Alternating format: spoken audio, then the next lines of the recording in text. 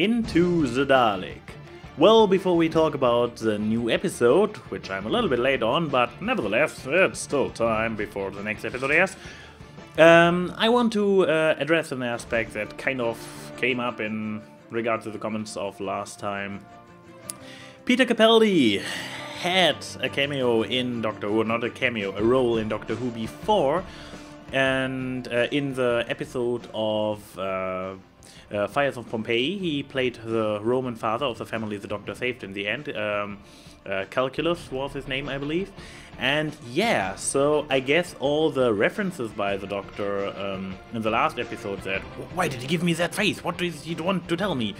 Yeah, the question is still open, so yeah, the show is kind of taking my theory apart piece by piece. So I guess he is not supposed to resemble the first Doctor, but instead, yeah, the one-shot character from, or his face at least, is supposed to resemble Calculus from this episode. Which still raises the question, why did, I guess, the previous Doctor, so therefore Matt Smith, chose this face for him? What did Matt Smith want to tell him? I guess it would be better if I had rewatched this episode in the meantime. As far as I can recall, he was a little bit clueless, he was going along with stuff, he was a bit grumpy and was trying to be a good dad, but did the usual stuff wrong, but in the end he was a good guy, yada yada. Maybe this is a message, maybe this is supposed to think that he doesn't see clearly now, he needs help, but in the end he's a good guy, that this is what Matt Smith tries to tell him. I don't know. Was a very just by the side thingy. I really like the Scottish thing, especially when you consider the line in the last episode, like, I'm Scottish, I can complain now! I mean, they already did a lot of nice Scottish jokes around Amy Pond. And now he is Scottish, so I guess this is supposed to be some kind of thing that because Matt Smith liked Amy so much, that he transferred her Scottishness into his reincarnation, which is, if this is the idea behind it, it's a funny idea. Nevertheless, I like it. The only thing is, English is still a foreign language for me, and sometimes when he's mumbling in Scottish, I'm like, huh? I actually have sometimes trouble understanding him and getting all his jokes. So yeah, there's a little bit of salt I have to take with the new version, but so far I like him. As I predicted last time, once he settles into the role, you can actually start considering if you like the character or not, because this time he was so different from the first episode of the season, because he was really just very, very disoriented, trying to figure stuff out, getting into the role. I mean, the Doctor, the character actually. Peter Capaldi probably as well, but as it was with yeah, the previous freshly reincarnated Doctors I saw, they are a little bit all over the place at first, and then they kind of settle towards the end of the introduction episodes. They settle into the role they are supposed to be, and now we got the first proper episode of showing how the, what is it now, 12th, 13th, 12th Doctor, I believe, how the 12th Doctor is supposed to be. And yeah, he is more, he is still a little bit meaner, grumpy. I mean, he was, when the first soldier died, he was like, oh well, he was dead anyways. Previous Doctors, I guess, would have been there like, oh no, damn it, something showing a little bit of remorse, but he is just like, ah, he was dead anyway, so this way his death is useful, and when they're down in the protein shakes, he's like, oh god, they're dead people are overrated. He is a little bit more of an a-hole than his previous one. I mean, the previous ones also could have been, I mean, I'm really only primarily familiar with the new series, so with all the old Doctors, I am not talking about them because I'm not familiar enough with them, but among the new Doctors, he's the biggest a-hole of them all. As Clara puts it in the end of the episode, he is trying to be a good man, but his grumpy and I guess I go with the thing they try to go for anyways. Like, his Scottishness is making him really mean. On the one hand, I like it. On the other hand, it's still something you need to get used to, because I'm still more used to the very, in the end, the very kind Matt Smith. I could relate to Matt Smith's Doctor very much. I mean, sure, Tennant was a blast to watch. Everybody was always talking about the energies Tennant had and everything. I'm not sure if I prefer Smith or not.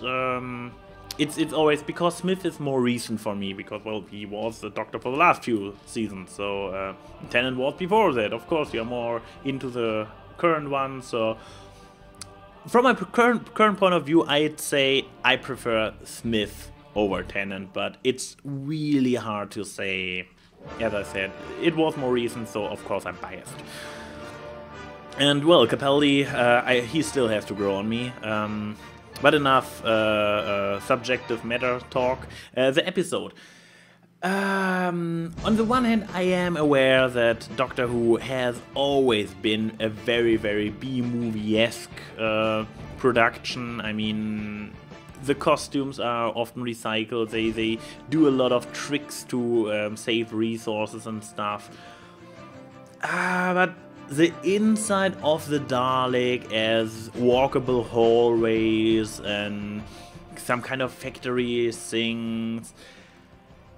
Let's just say my suspension of disbelief had it a little bit harder than, I don't know, the restaurant full of robo-zombies last episode.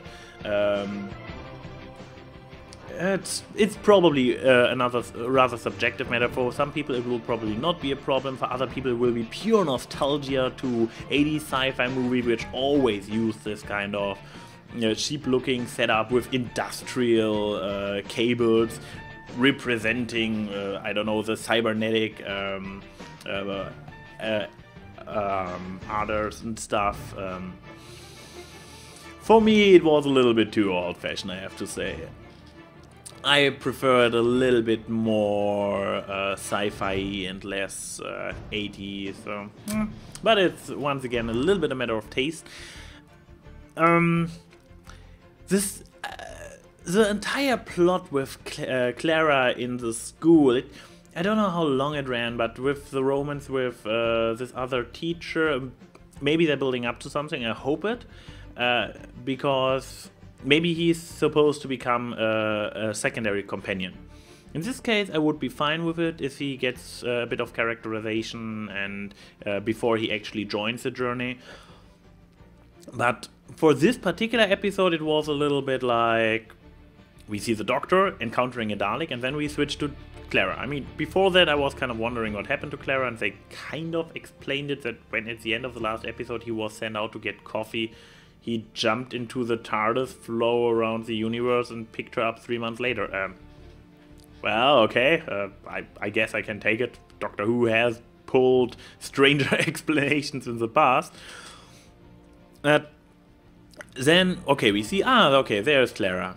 And there's the side plot with this other teacher and the romance, and it's going on, and I'm like, this is all nice and dandy, but I just saw the Doctor seeing a good Dalek.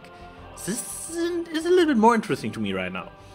As I said, if the soldier guy becomes a fellow companion and is going to be more around, I can see the point in these scenes as building up to stuff, and then they are kind of okay, I guess. But for now, I would have preferred it to be a little bit danced down and show more of the Doctor. I mean, there's a reason why the show is called Doctor Who and not Soldier Pink.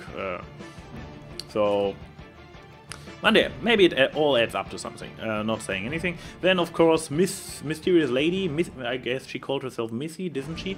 Mysterious Lady returns. I read I don't know if it is a spoiler or a theory. I handle it as a spoiler, a theory for now, because otherwise I had to shoot the person who left this comment to the moon, because I don't want to hear any spoilers. But somebody suspected her to be the Rani, which, as far as I know, is female Time Lord from the more villainesque end of the spectrum, who was a reoccurring character in the old show. Maybe that. Other theories go into the direction that she is a very late version of Clara, because she referred to herself as his girlfriend, and in the last episode there was this issue of, is Clara his girlfriend, which they talked about. So yay, either it was on purpose that they coined the term of the girlfriend in that episode so much that it is supposed to be a hint, or it was just a coincidence that they both talked about it in the same episode and people are completely thrown for a loop. Or if it is an intentional distraction, then they all fell for the red herring. I don't know. I honestly don't care. The speculation doesn't get you too far, but yeah, it is. I mean, it was rather obvious in the last episode that she is going to play a big, major role in this season, and having her reappear for a short moment, collecting more people who died around the Doctor in her paradise, yeah, kind of confirms that she is the big thing. I mean, okay, I remember at the first season with the 11th Doctor, and we had the cracks pretty much appearing everywhere, even so when they were just tagged in, like The Beast Below, when the entire episode was crackless, and then at the very end the Doctor already flew away. We see the crack going through the underside of the city. So apparently they're going with a very similar approach here, with showing her every now and then, and it's still a little bit tricky. So does she pull out?